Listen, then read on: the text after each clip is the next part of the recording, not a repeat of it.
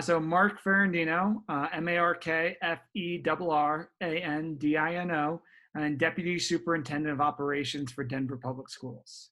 My goodness, your job, I'm sure, has been very hard for the past few It's months. been busy to say the least. Yeah, and I realize that some of the questions I'm going to be asking you, you've probably answered before. But given the fact the president had this roundtable, we thought it would be good to just kind of bring some of this stuff up again. So basically, I don't know if you saw any of this roundtable today, but it was basically a big group of people who all agreed that schools need to be open again in the fall. Obviously, considering you guys have already, put out some of your plans, and one of your main plans is in-person learning, you agree that that's important. So I'm wondering what the district's stance is on in-person learning and during a pandemic.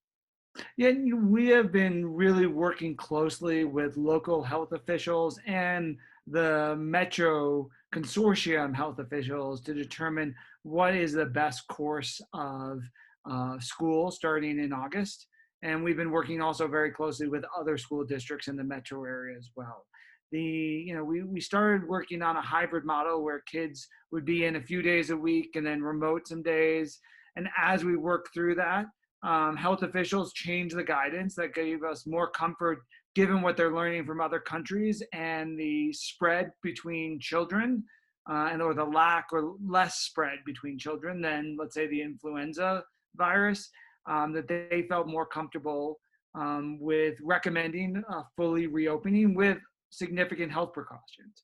For example, we are requiring the use of masks by staff and students, something we should have everyone be doing, and maybe the president should tell people that they should wear masks.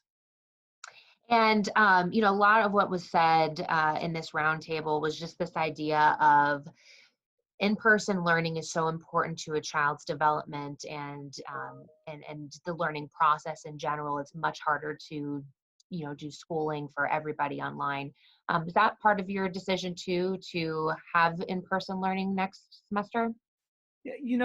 As talking to local health officials, and when you saw the American Pediatric Society come out with their recommendation for in-person, a lot of it is around, one, the risk of COVID and the impact on kids, but also the impact of students not being in school. Both the social emotional development of kids, the socialization that kids lose by not being in school, and the learning loss. Well, we are taking every effort to give this best of possible remote learning. We know it's not the same. And while we also know some kids will need to be remote. So we are offering and working with families to provide 100% online school for those individuals who would like to do that. But we're also making sure that the precautions at school are in place. School is not going to look like the same it did when we opened up last year. It's going to be different, but we really want to make sure that we're ready to welcome students into the classroom with the precautions and the safety measures that are outlined and provided by our health experts. And are you planning on there being any sort of changes to those precautions and what health experts are outlining right now? We're preparing for every option. We don't know what things will look like in August, let alone in November or December.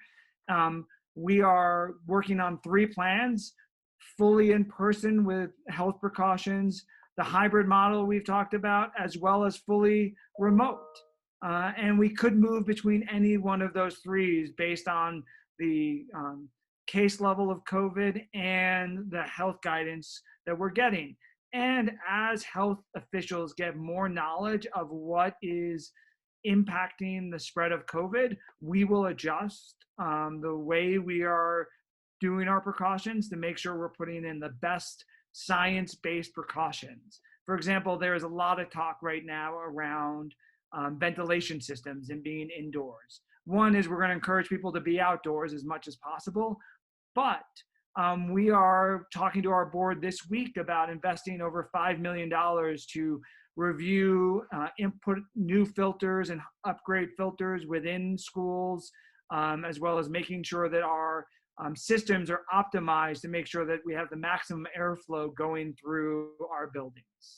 Well, and aren't there a lot of DPS schools that don't have air conditioning? So how would that affect? Is that any sort of effect on Yeah, that? so HVAC, so heating, ventilation, air conditioning. So it's not just the air conditioning. All of our schools have some type of ventilation system within them to get the flow of air through the building, and we're going to make sure those are optimized. And a lot of our buildings, thanks to the Colorado climate, we're able to at night open up windows and get fans in and bring cool air in and cool the building. But you're right, we have just over 50 schools that do not have air conditioning. And so we're going to be working with our school leaders and our school communities about what can we do to mitigate the heat, but also look at for days that we've done this in the past, either early releases for schools based on heat or switching to remote learning on some of the most hottest days. Hopefully, while it's 100 degrees now, hopefully maybe we'll have a cool late August. I have my fingers crossed, but we'll be ready to make sure that we are in environments that are safe and comfortable to learn. And that might mean we might have to do some heat days. And we've done those in the past. And definitely with COVID and the requirement of masks, we're going to be much more sensitive around those type of heat days and make those decisions in the best interest of our staff and our students. Yeah, because that is something that I did hear from a couple of parents who I've been talking to. And something else that I heard is there's a concern that considering the fact that school districts are, having to cut so much and their budgets are shrinking and things like that, that these sort of expensive fixes, for like air filtering and stuff may be more difficult. I'm assuming that's been part of the discussion too about safety precautions and protocols with money. Yeah, money is always an important thing. We have seen significant reduction in our general fund budget. But at the same point, thanks to the voters of Denver, we passed a bond in 2016 that allowed us to have money to make improvements to our systems and our buildings. We have some money still around that we're able to prioritize to put into some of these upgrades. And the federal government, through the CARES Act, put money towards schools that we have some money for one-time things like these improvements, whether it's buying masks, thermometers, plexiglass dividers, new desks for social distancing, some of those things. We're able to buy those one-time expenses with the CARES Act, and we're hopeful that Congress, as they start coming back from recess before they go off in August, will pass an additional funding to help schools, because we know that this expense is going to continue and we're going to have a lot of expenses into the fall. We're spending tons of money looking at hand sanitizers, looking at putting bottle filler stations within schools, because you can't just use a water fountain like you do today. And so lots of upgrades, some things that are going to be long-term benefits to schools, but some of them are expensive. And luckily we have the bond money, the CARES money, and I'm hopeful Congress will come through and provide additional funding for states and local governments who are struggling with revenue loss. Well, you would hope that, considering how much they're pushing for in-person learning. So I guess we'll have to see. Talking about online learning, because that is going to be an option for you guys as well. How is that going to look? Is it going to be like one teacher is only doing online learning, or is one teacher going to have to do online learning and in-person learning? Is it the same curriculum? Like, what does that look like?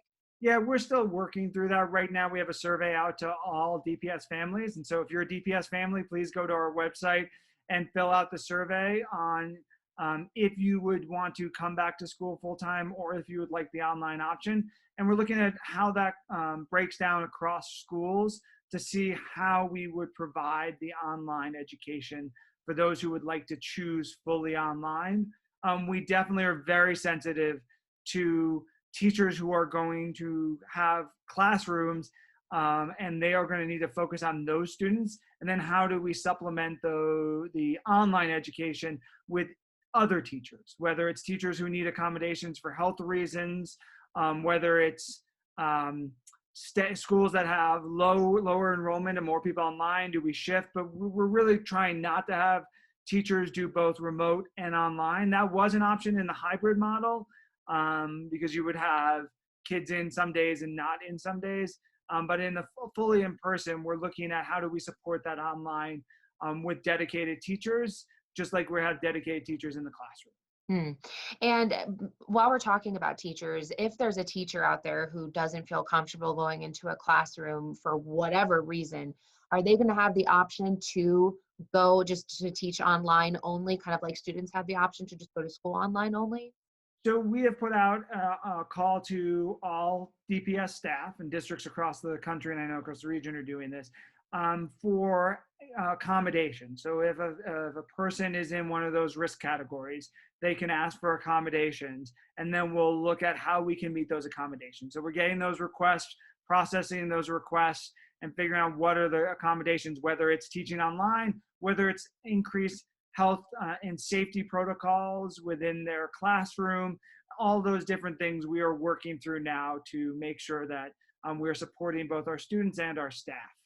So if I were high risk, I would be able to do that. But if I were just somebody who just didn't want to get sick and wasn't comfortable going back to an in-person learning sort of a thing, I wouldn't have that option to just go online as a teacher? We're still working through all of that. It's, you know, we Okay. definitely, we're focused on those in the high risk categories right now as we look at accommodations, but that as we get more data, more information, that's something we'll continue to discuss. And I'm assuming since a lot of this is preliminary too, because then again, one of the concerns with online learning is that these students may miss out on things and not have the same sort of experiences. Are there going to be any sort of discussions, or how are there any discussions about maybe how to make those kids who have to be online or who opt to be online maybe feel a little bit more involved? Yeah, we are definitely having those conversations, not just for kids online, but kids in school too, about how are we focused on social emotional learning, especially at the start of school, and dealing with the trauma that has been caused by COVID. We know it has had an impact on all kids. I have a daughter and going to be in third grade next year in DPS, and her friends. You can see the impact. You can see the emotional just toll it's taken, and you know that is all across the city and all across the country.